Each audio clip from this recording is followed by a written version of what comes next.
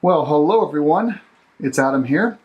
Before I begin this video, we're going to be doing an unboxing of a product called the U6 from Kanto speakers. I think they're out of BC, Canada, British Columbia, for those of you that are not familiar with our northern friends.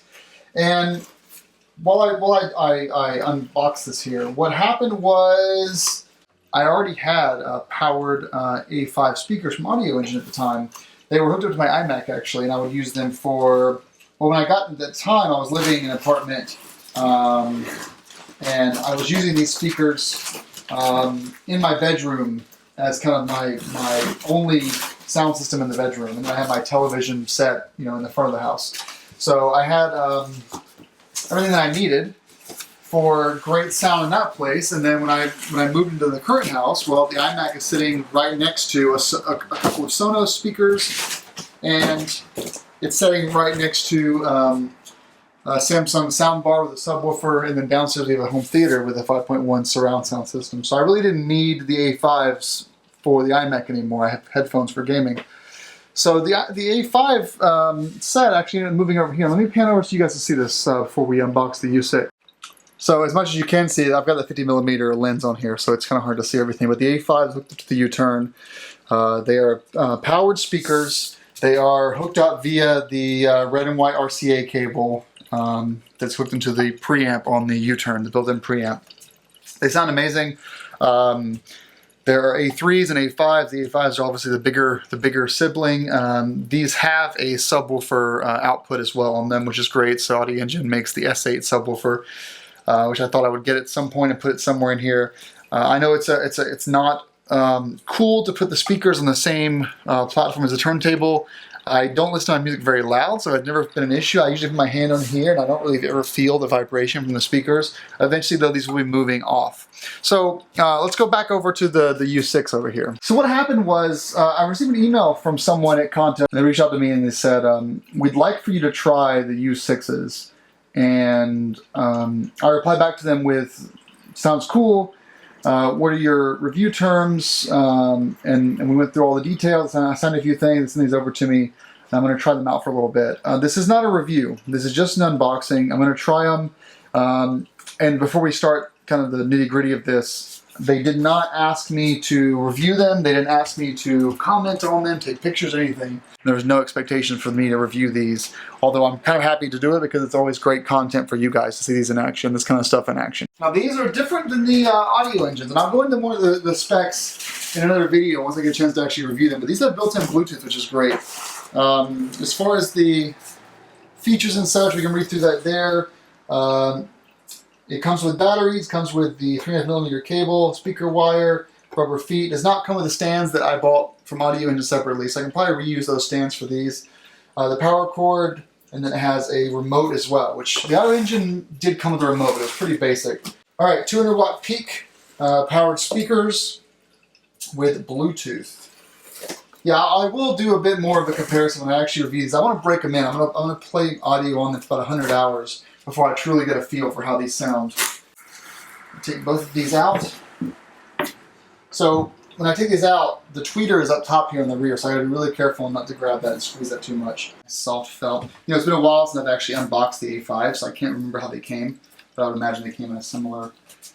So the finish here, it's a glossy paint. They come in a multitude of colors. I think there's 5 or 6 different colors. I chose white because it matches the U-turn.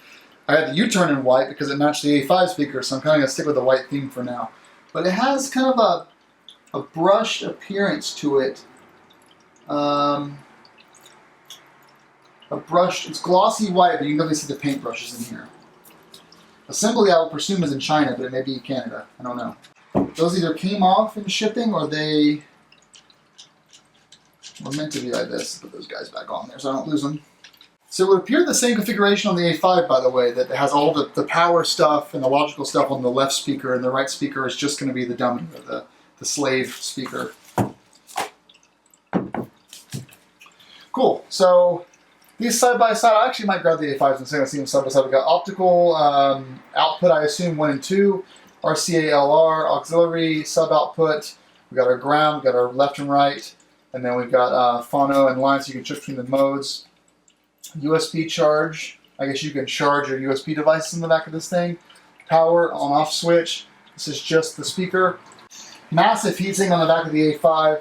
You've got your USB, your input. You've got looks like RCA input and output. You can select your voltage here. I don't see that switcher on here. No optical. And power, and then our speaker wires here. So there's a lot more going on here. Don't forget the built-in Bluetooth as well, which is means you can send from your phone or your tablet to these speakers once they're paired, which is going to be great. We we do that kind of with Sonos now. We have to go through the Sonos system or Sonos application. We don't actually have a Bluetooth speaker system upstairs for that purpose. That's kind of nice. That's good. It's a cool thing. All right. As far as the height, though, it looks like the A5 is a little bit higher. They chose to vent the air up top versus the back for the U6. For the face, and let me look at the finish a little bit. Ooh, it slides a little better. But you know, it's probably because there's no rubber feet installed yet on this guy. As far as the finish goes, you see more of the paint strokes left to right on the U6. The Audio Engine A5 has surface scratches. That's my fault though, but it's more of a blotched, dotty sort of white finish. But they're pretty close in color. And honestly, I can't be too hard on the A5 versus the U6 as far as color goes, because this has been sitting out for a while. So you've got UV damage, fluorescent damage. It's going to cause discoloration over time. It's inevitable with any polycarbonate MDF material. So I'm not too surprised it's changed color. But let's also flip this guy around. So we got the left and right U6 that are kind of crossed up here. They're so distinctly like they look like they kind of belong in the same lineup. You've got a slightly larger footprint here in the A5, but if I put them on top of each other, the A5 is slightly less depth. It's a little bit wider, and of course a little bit taller. So it's slightly larger by a little bit. The weight of the A5 versus the U6, U6 is probably 25% lighter, roughly. Which it's debatable whether that's a good thing or not, right? You kind of want a bit more heft in your speakers. So this is just an unboxing. I don't want to put these against each other until the U6 has had time to get broken in. Let's go through the accessories box. See what's in there. All right, accessories. Wow, lots of stuff here. So we have our 3.5mm mini plug. Remote with batteries, speaker wire, battery cable, and we got our rubber footies. So what these guys have done, they've given you a speaker bottom which has the screw-in part for a floor stand, which I'll be picking up at some point to make these speakers separate from the vinyl, vibration and such. But there's no bottoms at all. Now what Audio Engine has done is by default from the factory, without any modification from yours truly, the A5 comes with this not slippery, it's a grippy surface.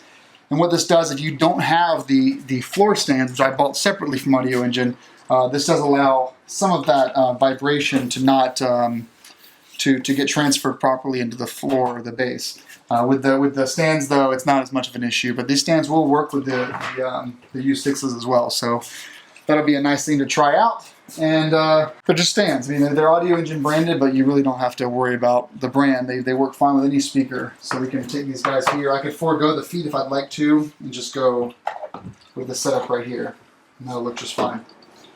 So that's the unboxing video. I'm going to get it set up now, and I'll do one more video clip of it playing.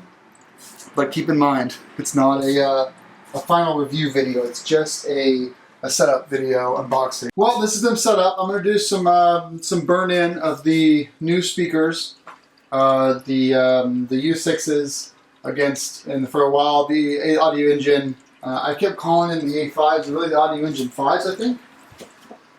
5 Plus. Once the 5 Plus is, we'll just sit there for a while and then we'll do some side-by-sides. So, thanks so much for watching, and I hope you enjoyed this unboxing, and I'll do an extended review in about a month.